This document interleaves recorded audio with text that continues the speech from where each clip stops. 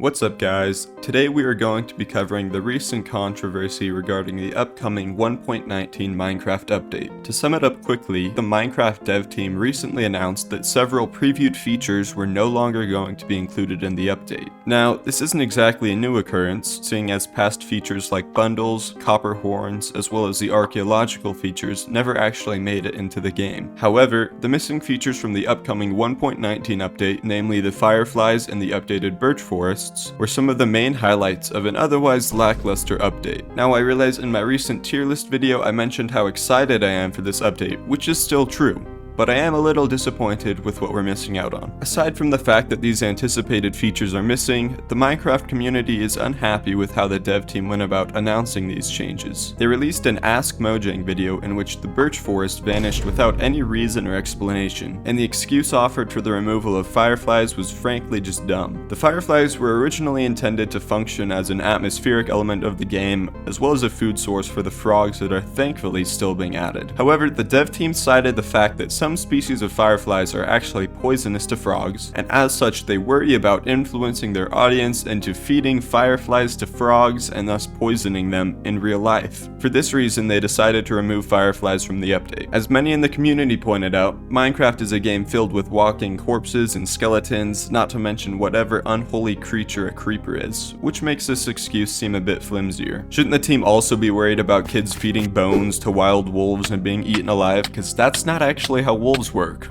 Or jumping off a cliff with a bucket of water expecting not to take any fall damage. To make matters worse, the main features coming in the update were the ones that were originally promised to come in the last update, and actually the one before that. The Deep Dark was originally revealed in 2020 as a part of the 1.17 Caves and Cliffs update, and then delayed to the incredibly original 1.18 Caves and Cliffs Part 2 update. This left the community feeling like they'd been cheated out of any real development for the last 2 years, and they were finally being given a late Deep Dark update just to help them ignore the fact that they really haven't made anything new. Now, it's worth mentioning that the allay, the frog, and the mangrove swamp changes are all welcome, but they are really underwhelming compared to the last real update that Minecraft has got, the Nether update. The 1.16 Nether update introduced 4 new biomes, 4 new mobs, new massive structures in the Nether, an entirely new level of upgrades for all armor and gear, as well as this banger.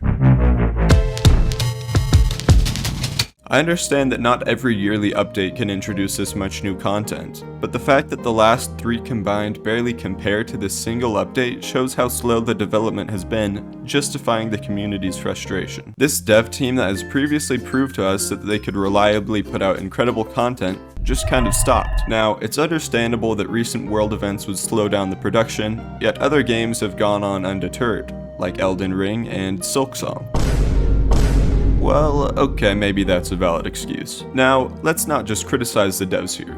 The Deep Dark is going to be an incredible addition to the game, although its impact on the core experience is much less significant than the Nether update. The addition of the new sculk blocks and mechanics have incredible implications for furthering redstone technology available in-game, not to mention the addition of the Warden, which will bring welcome challenge to experienced players. The ancient cities are going to be incredible atmospheric locations to explore, and I really am excited to see everything new that this update has to offer, but I can't help imagine what it could have been if we didn't have to settle for a 2-year-old update. Hopefully the 1.20 update can exceed expectations and bring the Minecraft community back to our harmonious state of satisfaction with the greatest game of all time. As always, thanks a ton for watching, feel free to like, subscribe, but most importantly, have a great day, and I will see you guys next week. Peace.